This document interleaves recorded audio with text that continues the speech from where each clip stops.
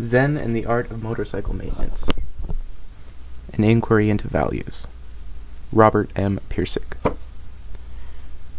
The real cycle you're working on is a cycle called yourself. The study of the art of motorcycle maintenance is really a miniature study of the art of rationality itself.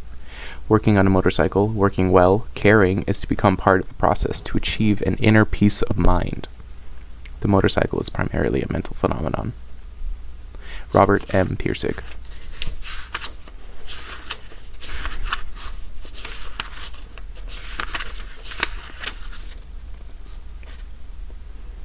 Chapter 1.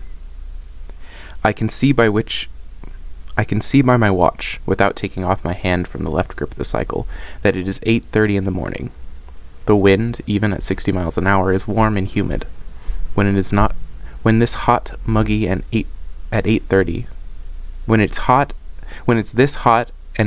8:30, I'm wondering what it's going to be like in the afternoon.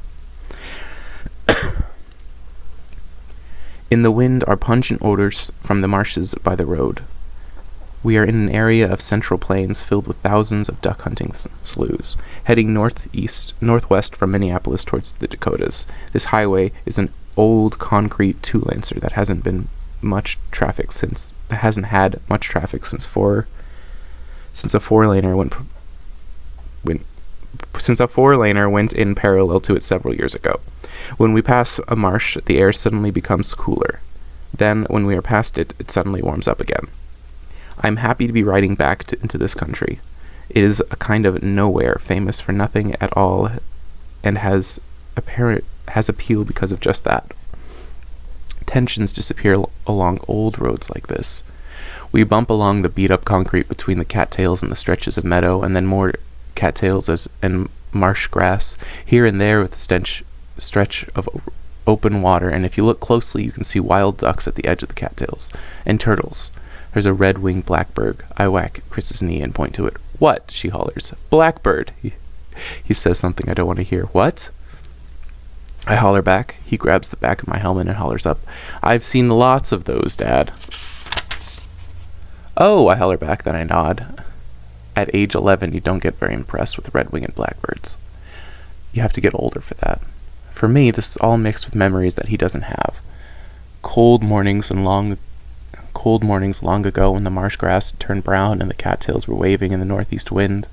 The pungent smell was from muck stirred up by hip boots while we were getting positioned for the sun to come up and the duck season to open. Our winters when the sloughs were frozen over and the dead and I could walk across the ice and snow between the dead cattails and see nothing but gray skies and dead things and cold. The blackbirds were gone then. But now in July they're back and everything is at its livest. Every foot of these sloughs is humming and creaking and buzzing and chirping, and the whole community of millions of living things and living out their lives in a kind of benign continuum. You see things vacationing on a motorcycle in a way that is completely different from any other. In a car, you're always in a compartment, and because you're used to it, you don't realize that through that car window, everything you see is just more TV. You are passing an observer, and it is all moving by you boringly in a frame. On a cycle, the frame is gone. You're completely in contact with it all. You're in the scene, not just watching it anymore. And the sense of presence is overwhelming. That concrete whizzing by 5 inches below your foot is a real thing. And the same stuff you walk on, it's right there. So blurred that you can't focus on it, and yet you put your foot down and touch it. You can put your foot down and touch it any time. The whole experience is never removed from the immediate consciousness. Chris and I are traveling to Montana with some friends riding up ahead, and maybe headed farther than that. Plans are deliberately indefinite, more to travel than to arrive anywhere. We are just vacationing. Secondary roads are preferred. Paved country roads are the best. State highways are next. Freeways are the worst. We want to make a good time, but for us now this is measured with emphasis on good rather than time.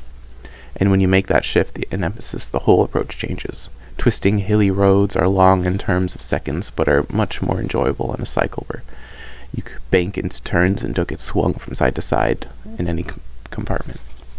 Roads with little traffic are more enjoyable as well as safer. Roads free of drive-ins and billboards are better. Roads with grooves with groves and meadows and orchards and lawns come almost to the shoulder, where kids wave to you when you ride by, where people look from their porches to see who it is, where when you stop to ask directions or information, the answer tends to be longer than you want rather than short, where people ask where you're from and how long you've been riding.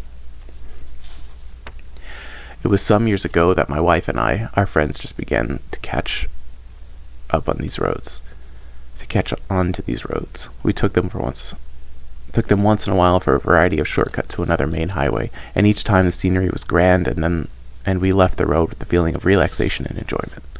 We did this time after time before realizing that what should have been obvious. These roads are truly different than the main ones.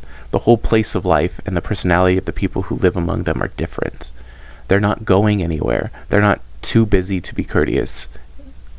And the here-ness and the nowness of things is something they know all about.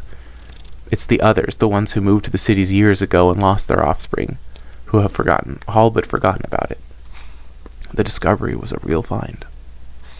I've wondered why it took us so long to catch on. We saw it, and yet we didn't see it, or rather we were trained not to see it, conned perhaps into thinking that the real action was metropolitan, and all this was just boring hinterland. It was a puzzling thing. The truth knocks on the door and you say, "Go away, I'm looking for the truth," and so it goes away. Puzzling. But once we caught on, of course, there was nothing to keep us off these roads. Weekends, evenings, vacations, we have become real secondary road motorcycle buffs, and found there are things you learn as you go. We have learned how to spot good ones on a map, for example. Off the wiggles, that's good. Off the line wiggles, that's good. That means hills. If it appears to be in the main route from town to city, that's bad.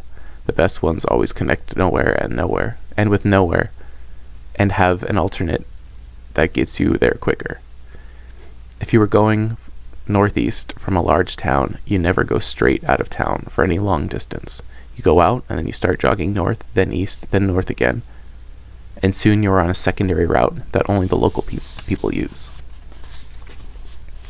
The main skill is to keep from getting lost.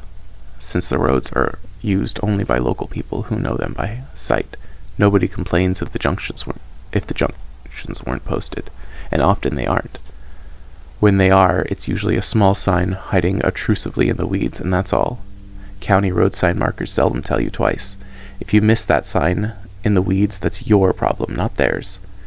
Moreover, you discover that all the highway maps are often inaccurate about county roads, and from time to time you find your country road takes you onto a two-rudder, and then a single-rudder, and then into a pasture and stops, or else it takes you into some farmer's backyard.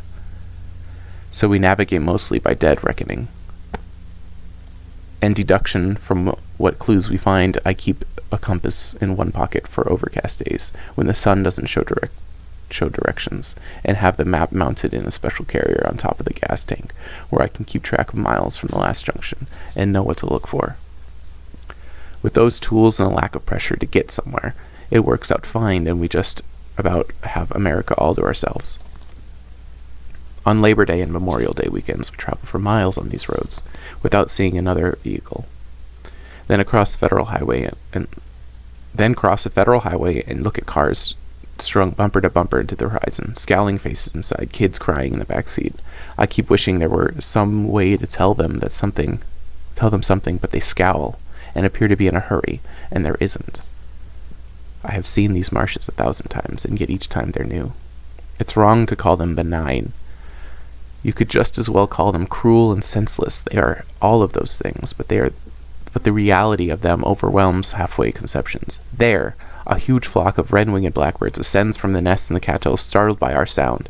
I swat Chris's knee a second time, and I remember who has seen them before. "What?" he hollers again. Nothing. "Well, what?" "Just checking to see if you're still there," I holler, and nothing more is said. Unless you're fond of hollering, and you don't make great conversations in running cycle. Instead, you spend your time being aware of things and meditating on them, on sights and sounds, of the mood, of the weather and the things remembered, on the machine and the countryside you're in, thinking about things at great leisure and length, without being hurried and without feeling you're losing time. What I would like to do is use the time that is coming now to talk about some things that have come to mind. We're in such a hurry most of the time, and never get the much chance to talk. The result is kind of endless, day-to-day shallowness and monotony that leaves a person wondering, years later, where all the time went, and sorry that it's all gone. Now that we do have some time, and know it, I would like to use this time to talk about some depth, about things that seem important. What is in mind is a sort of Chautauqua. That's the only name I can think of for it. Like a traveling tent show, the Chautauquas that used to move across America. This America, the one that we are in now. An old-time series of popular talks intended to identify and entertain, improve the mind, and bring culture and enlightenment to the ears and thoughts of the hearer. The Chautauquas were pushed aside by faster-paced radio, movies, and TV, and it seems to me that the change was not entirely an improvement. Perhaps because of these changes, the stream of national consciousness moves faster now, and is broader, but it seems to run less deep. The old channels cannot contain it, and its search for new ones, there seems to be growing havoc and destruction along the banks. In this Chautauqua, I would like not to cut any new channels of consciousness, but simply dig deeper into old ones that have become silted in with debris, of thoughts grown stale and platitudes too often repeated. What's new is an interesting and broadening eternal question, but one which, if pursued exclusively, results only in an endless parade of trivia and fashion, the silt of tomorrow. I would like, instead, to be concerned with the question, what is best? A question which cuts deeply rather than broadly. A question whose answers tend to move with silt downstream. There are eras of human history in which the channels of thought have been too deeply cut, and no change was possible, and nothing ever happened, and best was a matter of dogma, but that is not the situation now. Now the stream of our common consciousness seems to be obliterating its own banks, losing its central direction and purpose, flooding the lowlands, disconnecting and isolating the highlands, and to no particular purpose other than the wasteful fulfillment of its own internal momentum. Some channel deepening seems called for. Up ahead on the other riders, John Sutherland and his wife, Sylvia, have pulled into a roadside picnic area. It's time to stretch. As I pull my machine beside Sylvia and taking off her helmet and shaking her hair loose while John puts his BMW up on the stand, nothing is said. We have seen on so many trips together, we know from a glance how one another feels. Right now we are just quiet and looking around. The picnic benches are abandoned at this hour of the morning. We have the whole place to ourselves. John goes across the grass to a cast iron pump and starts pumping water to drink. Chris wanders down through some trees beyond a grassy knoll to a small stream. I am just staring around. After a while, Sylvia sits down on a wooden picnic bench and straightens out her legs, lifting one at a time slowly without looking up.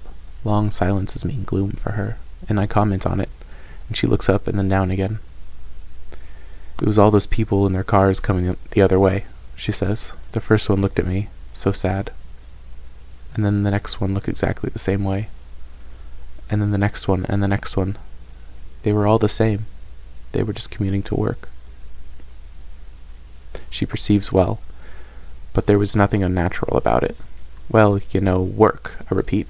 Monday morning, half asleep. Who goes to work Monday morning with a grin? It's just that they looked so lost, she says, like they were all dead, like a funeral procession. And she puts both feet down and leaves them there. I see what she is saying, but logically it doesn't go anywhere. You work, you live, and that's what they're doing. I was watching swamps, I say. After a while she looks up and says, "What did you see?" There was a whole flock of red-winged blackbirds. They rose up suddenly and went by. Oh. I was happy to see them again. They tie things together. Thoughts and such, She thinks for a while, and then, when the trees behind her, a deep green, she smiles.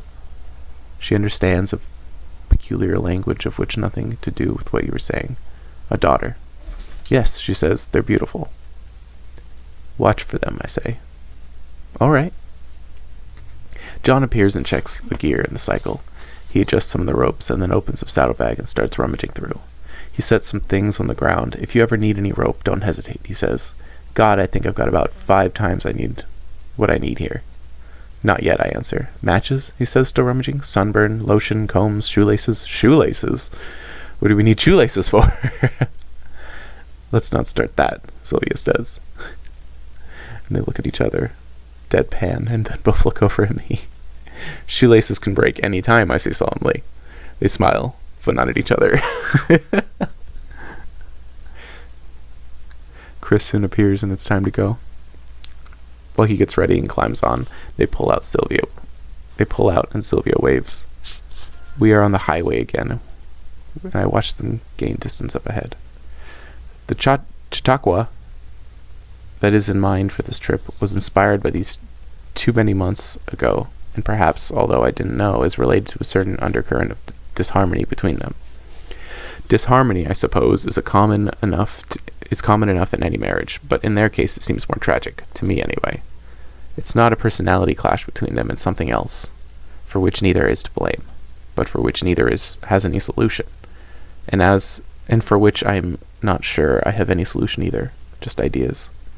The ideas began with what seemed to be a minor difference of opinion between John and me on a matter of small importance, how much one should maintain one's own motorcycle. It seems natural and normal to me to make use of the small toolkits and instruction booklets supplied with each machine, and keep it tuned and adjusted myself. John demurs. He prefers to let a competent mechanic take care of these things so that they are done right. Neither viewpoint is unusual, and this minor difference would never have become magnified if we didn't spend so much time riding together and sitting in country roadhouses drinking beer and talking about whatever comes to mind. What comes to mind usually is whatever we've been thinking about that half hour or 45 minutes since we last talked to each other. When it's roads or weathers or people or old memories or what's in the newspaper. The conversation just naturally builds pleasantly. But whenever the performance of the machine has been on my mind and gets into the conversation, the building stops. The conversation no longer moves forward. There is a silence and a break in the continuity. It is as though 2 old friends, a Catholic Protestant, were sitting drinking beer, enjoying life, and the subject of birth control somehow came up. Big freeze out. And of course, when you discover something like that, it's like discovering a tooth with a missing filling. You could never leave it alone. You have to probe it, work around it, push on it, think about it, not because it's enjoyable, because it's on your mind and it won't get off your mind. And the more I probe and push in this subject of cycle maintenance, the more irritated he gets. And of course that makes me want to probe and push all the more, not deliberately to irritate him, but because this irritation seems symptomatic of something deeper, something under the surface that isn't immediately apparent. When you're talking birth control, what blocks it and freezes it is that it's not a matter of more or fewer babies being argued. That's just on the surface. What's underneath is a conflict of faith. A faith in empirical social planning versus faith of the authority of God, as revealed by the teachings of the Catholic Church. You can prove the practicability of Planned Parenthood till you get tired of listening to yourself, and it's going to go nowhere because your antagonist isn't buying the assumption that anything socially practical is good per se. Goodness for him has other sources, which he values as much as or more than social practicality. So it is with John. I could preach the practical value of and worth of motorcycle maintenance till I'm hoarse, and it would make it not a dent in him. After 2 sentences on the subject, his eyes go completely glassy and he changes the conversation or just looks away. He doesn't want to hear about it. Sylvia is completely with him on this one. In fact, she is even more empathetic. It's just a whole other thing, she says, when in a full mood. Like garbage, she says, when not. They want not to understand it, not to hear about it. The more I try to fathom what makes me enjoy mechanical work and them hate it so, the more elusive it becomes. The ultimate cause is this originally minor difference of opinion appears to run away, way deep. Inability on their parts is ruled out immediately. They are both plenty bright enough. Either one of them could learn to tune a motorcycle in an hour and a half if they put their minds and energy to it. And the saving in money and worry and delay would repay them over and over again for their effort. And they'd know that. Or maybe they don't. I don't know. I never confront them with the question. It's better to just get along. But I remember once outside a bar in Savage, Minnesota, on a really scorching day when I just about let loose. We'd been in the bar for about an hour, and we came out and the machines were so hot that you could hardly get on them. I'm started and ready to go, and there's John pumping away at the Kickstarter, and I smell gas like we're next to a refinery and tell him so, thinking this is enough to let him know his engine's flooded. Yeah, I smell it too, he says, and he keeps on pumping, and he pumps and pumps and pumps. And I don't know what more to say. Finally, he's really winded and sweat's coming down all over his face and he can't pump anymore, so I suggest taking out the plugs to dry them off and air out the cylinders while we go back for another beer. Oh my god, no, he doesn't want to get into all that stuff. All what stuff? Oh, getting out the tools and all that stuff. There's no reason why it shouldn't start. It's a brand new machine and I'm following the instructions perfectly. See, it's right on. Full choke, like they say. Full choke? That's what the instructions say. That's for when it's cold. Well, then we've been here for a half an hour at least. Kind of shakes me up. This is a hot day, John, I say. And they take longer than that to cool off even on a freezing day. He scratches his head. Well, why don't they tell you that in the instructions? He opens the choke and on the second kick it starts. I guess that was it, he says cheerfully. And the very next day we were out near the same area and it happened again. This time I was determined not to say a word. When my wife urged me to go over and help him, I shook my head and I told her that until he had a real felt need, he was just going to resent help. So we went over and sat in the shade and waited. And the very next day we were out near the same area and it happened again. This time I was determined not to say a word, and when my wife urged me to go over and help him, I shook my head. I told her that until he had a real felt need, he was just going to resent help. So we went over and sat in the shade and waited. I noticed he was being super polite to Sylvia while he pumped away, meaning he was furious, and she was looking over a kind of, "Ye gods," look, as if he had asked any single question. I would have been over in a second to diagnose it, but he wouldn't. It must have been 15 minutes before he got it started. Later, we were drinking beer again over at Lake Minnesota, and everybody was talking around the table, but he was silent, and I could see that he was really tied up in knots inside. After all that time, probably to get them untied, he finally said, when it doesn't start like that, it really turns me into a monster inside. I just get a paranoid about it. This seemed to loosen him up, and he added, They just had this one motorcycle seat, this lemon, and they didn't know what to do with it, whether to send it back to the factory or to sell it for scrap or what. And then at the last moment, they saw me coming with $1,800 in my pocket, and they knew their problems were over. In a kind of sing-song voice, I repeated a plea for tuning. He tried hard to listen. He really tries hard sometimes, but then the block came again, and he was off to the bar for another round for all of us, and the subject was closed. He was not stubborn, not narrow-minded, not lazy, not stupid. There was just no easy explanation. So it was left up in the air, a kind of mystery that one gives up on because there's no sense in just going round and round and round looking for an answer that's not there. It occurred to me that maybe I was the odd one. that maybe I was the odd one on the subject. That was disposed of too. Most touring cyclists know how to keep their machines tuned. Car owners usually won't touch the engine, but every town of any size that has a garage with expensive lifts, special tools, and diagnostic equipment that the average owner can't afford. And the car engine is more complex and inaccessible than the cycle engine. So there's more sense to this. But for John's cycle, a BMW R60, I'll bet there's not a mechanic between here and Salt Lake City. If his points or plugs burn out, he's done for. I know he doesn't have a set of spare parts on him. And he doesn't know what points are. If it quits on him in the western South Dakota or Montana, I don't know what he's going to do. Sell it to the Indians, probably. Right now, I know what he's doing. He's carefully avoiding giving any thought whatsoever on the subject. The BMW is famous for not giving mechanical problems on the road, and that's what he's counting on.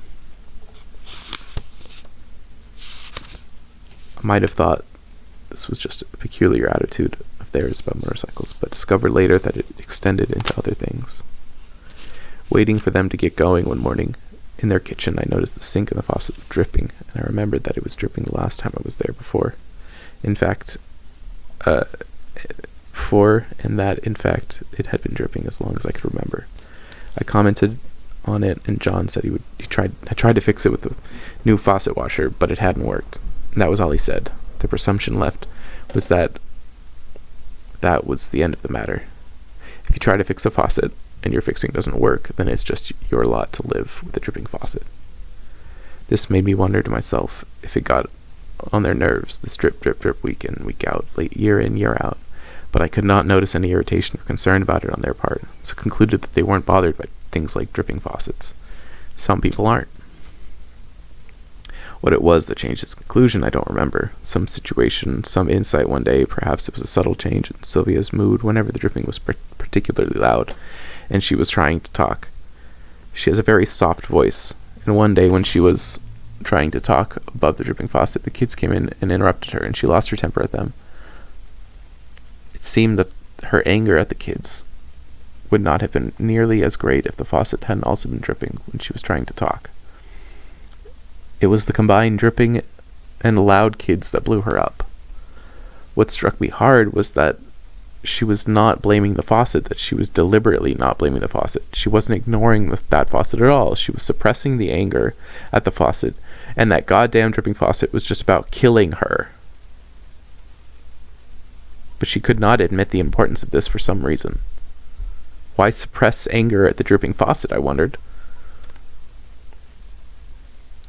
Then that patched in with motorcycle maintenance, and one of those light bulbs went on over my head, and I thought, it's not the motorcycle maintenance, not the faucet, it's the technology they can't take. It's all of the technology they can't take. And then all sorts of things tumbling into place, and I knew that was it. Sylvia's irritation at a friend who taught computer programming was creative, and all their drawings and paintings and photographs without a technological thing in them. Of course she's not going to get mad at the faucet. I thought, you always suppress momentary anger at something you deeply and permanently hate. Of course, John signs off every time the subject of cycle repair comes up. Even when it's obvious, he is suffering for it. That's technology. And sure, of course, obviously, there is so simple when you see it, to get away from technology out into the country and in fresh air and sunshine is why they are on the motorcycle in the first place. For me to bring it back to them just at the point and place where they think they have finally escaped it just frosts both of them tremendously. That's why the conversation always breaks up and freezes when the subject comes up. Other things fit too. They talk once in a while in as few pained words as possible about it or it all, as in the sentence, there's just no escape from it. And if I asked from what, the answer might be the whole thing, or the whole organized bit, or even the systems. Sylvia once said defensively, well, you know how to cope with it, which puffed me up so much at the time I was embarrassed to ask what it was, so remained somewhat puzzled. I thought it was something more mysterious than technology, but now I see that it was mainly, if not entirely, technology.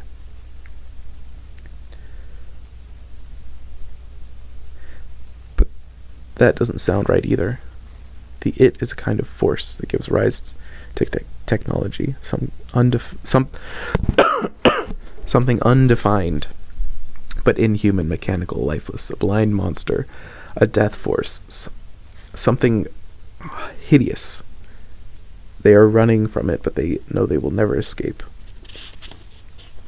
I'm putting it way too heavily here, but in a less empathetic and less defined way, this is what it is.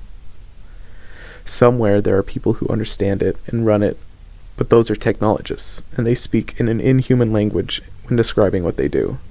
It's all parts relationships of unheard of things that never make any sense, no matter how often you hear about them.